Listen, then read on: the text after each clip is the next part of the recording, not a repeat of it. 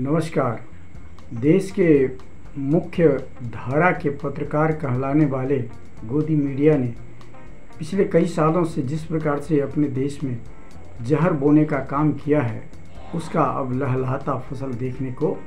मिल रहा है। बरसों से इन लोगों ने जितनी जहर भारतीय मानस में टेलीविज़न के माध्यम से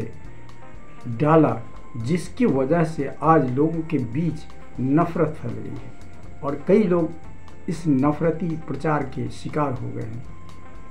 लोगों में घृणा, द्वेष आदि फैल रहा है और जिसका परिणाम अब देखने को मिला और जिसका जीता जागता उदाहरण कल के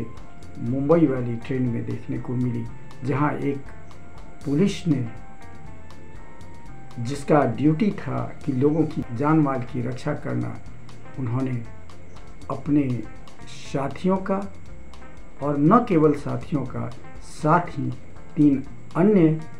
यात्रियों का भी गोली मारकर हत्या सिर्फ इसलिए कर दी कि वे इनकी बातों से सहमत नहीं थे। मतलब ये यात्रियों के साथ कुछ बातों पर उलझ रहे थे और इन्होंने उन्हें चुन चुन करके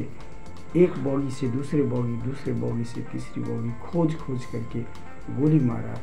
इतना ही नहीं, जब इनके सीनियर मिस्टर मीना ने इन्हें रोकने का प्रयास किया तो वो उनको भी गोली मार दिया और इस प्रकार से उन्होंने 4 व्यक्ति की हत्या महज सिर्फ इसलिए कर दिया कि वे लोग इनकी बातों से इत्तेफाक नहीं रहते थे। और सबसे बुरी बात तो तब देखने को मिली जब उस डेड बॉडी के सामने अपनी बंदूक रख करके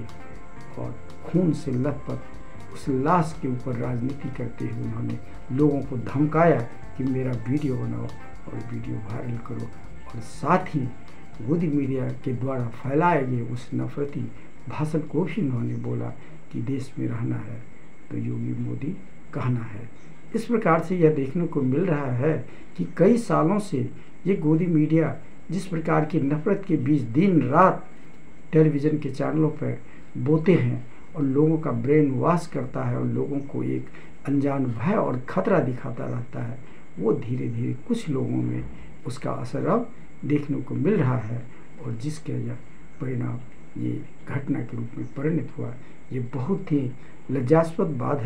बात है और यह भी है कि सरकार ऐसे घटनाओं पर तेज़ी से कदम उठाए। वैसे इस सरकार से कोई उम्मीद करना बेवकूफ़ी है, क्योंकि इन्होंने तो